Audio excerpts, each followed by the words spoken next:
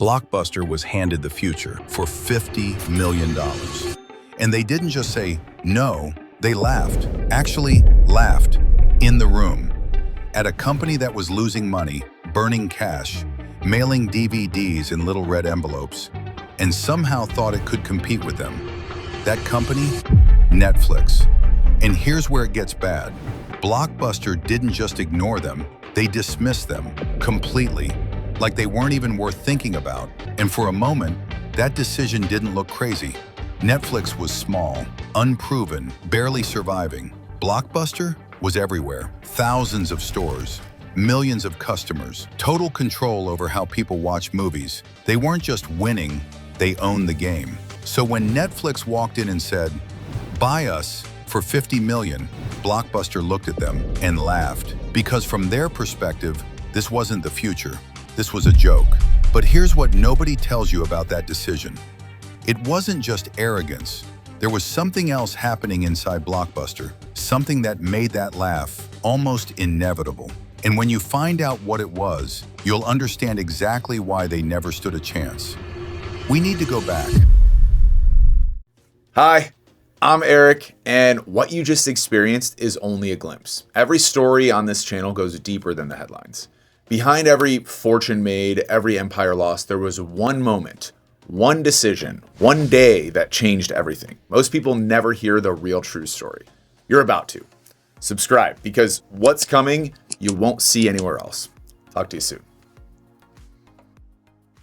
Before streaming, before apps, before any of this, there was only one way to watch a movie at home. You got in your car, you drove to Blockbuster, and you hoped. Hoped the movie you wanted was still on the shelf. Most of the time, it wasn't. New releases gone in minutes.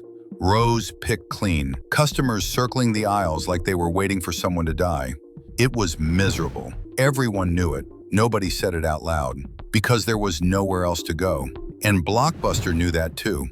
At their peak, over 9,000 locations worldwide, 60,000 employees, a brand so dominant it didn't even need to try. But here's the part nobody talks about. Blockbuster wasn't just selling rentals. They were selling a trap. Late fees generated hundreds of millions of dollars every single year. Hundreds of millions. From people who forgot to return a movie on time. Think about that business model for 1 second. You weren't a customer. You were a liability waiting to happen, and they counted on it. Their own research showed customers hated the fees. Their own employees heard complaints every single shift. And the response from the top? Protect the revenue stream. That decision, right there, planted the seed of everything that followed. Enter Netflix. No stores, no lines, no late fees, no punishment. Just DVDs in the mail.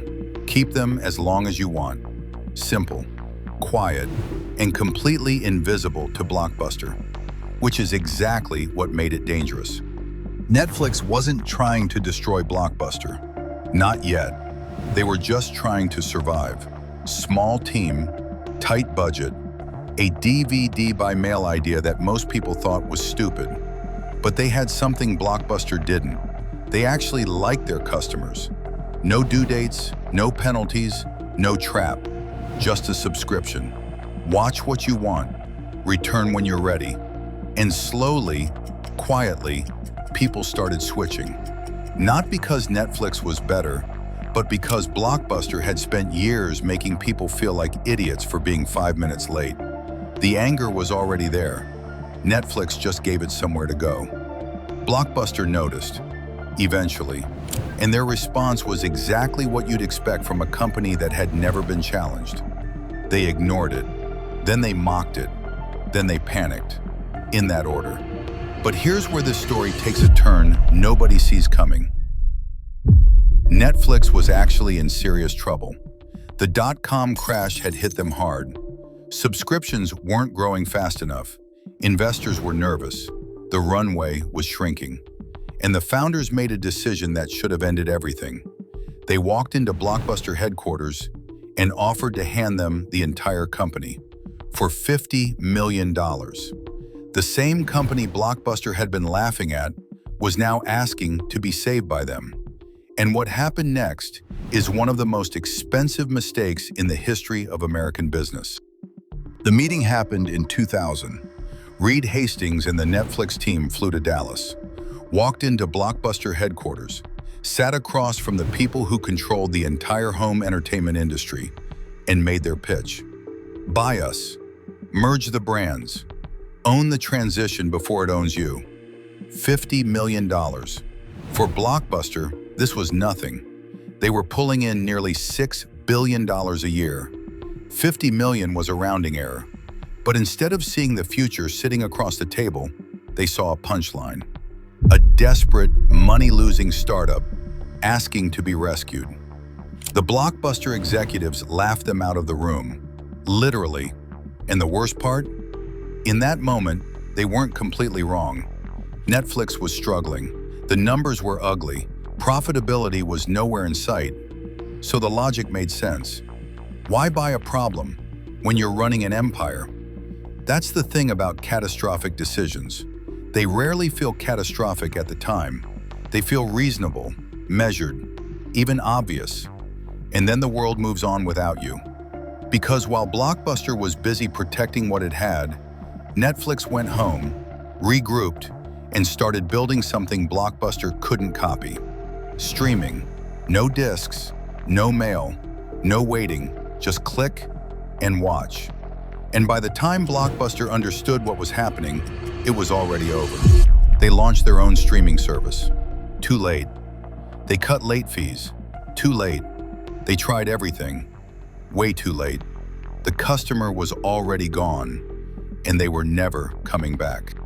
By 2010, Blockbuster filed for bankruptcy. 9,000 stores, gone. 60,000 jobs, gone. An empire that once controlled how the entire world watched movies, wiped out. Not by bad luck, not by a recession, not by something they couldn't see coming, by a company they laughed at. And Netflix? They didn't just survive, they became one of the most valuable entertainment companies on the planet. Streaming, original content, global domination, 300 million subscribers across 190 countries. A company worth hundreds of billions of dollars, built on the back of a meeting where the other side laughed them out of the room. And here's what that actually means. The biggest mistake Blockbuster ever made wasn't saying no to Netflix. It was believing their own story. The story that said they were untouchable. That size meant safety. That dominance meant permanence. It never does. Because every empire that has ever collapsed from the inside. Not from the competition, from the arrogance of thinking the competition didn't matter. One meeting, one laugh, one decision, and everything changed. And if you'd think that was crazy, wait till you hear what happened when Facebook paid billions to stop a tiny app before it could take everything they'd built. Watch here.